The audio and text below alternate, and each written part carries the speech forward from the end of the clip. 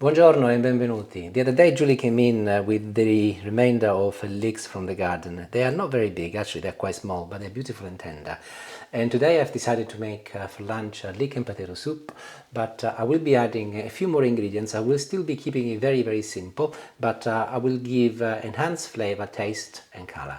I cleaned them when they went in the fridge, but today I'm just removing the little bottom. Here I'll show you where the roots are, and the top part as it's a little bit older now, and just to give them a general tidy up first.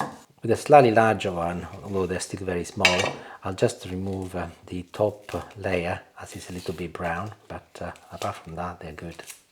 By the way, if you do not have access to leeks, you can replicate this recipe using either white or red onions.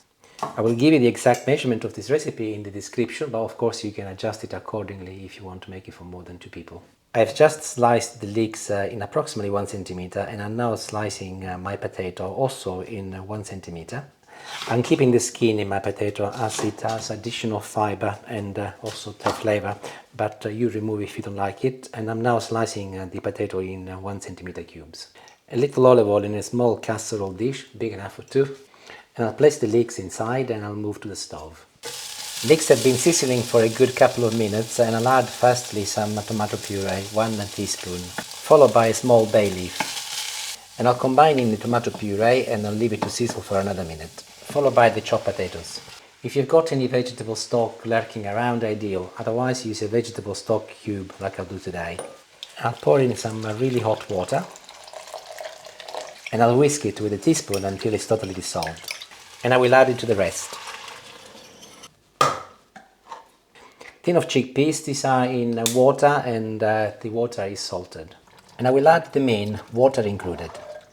A little pepper to taste, and I'll top them up until I've got 1 centimeter above the top layer of the chickpeas. And just as well as the level of my casserole has reached pretty much the top. So my soup is beginning to boil, so I'll turn the temperature down to simmer and I'll place the lid on.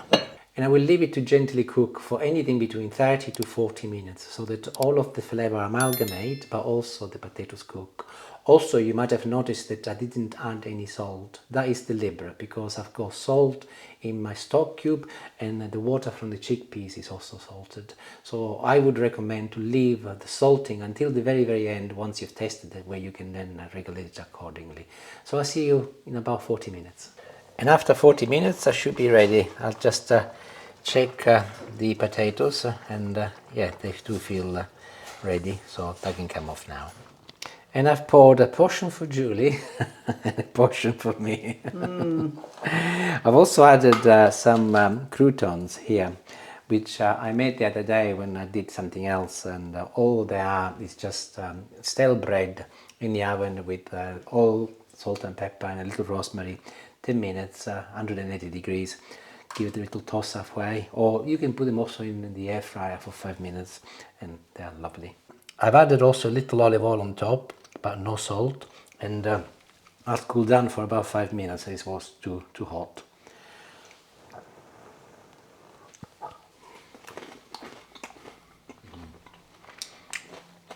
Perfetto. It's really delicious, especially the addition of the olive oil at the end makes a big difference. And still a very simple recipe, but yet very delicious. Arrivederci, grazie, make it, buon appetito. Ciao.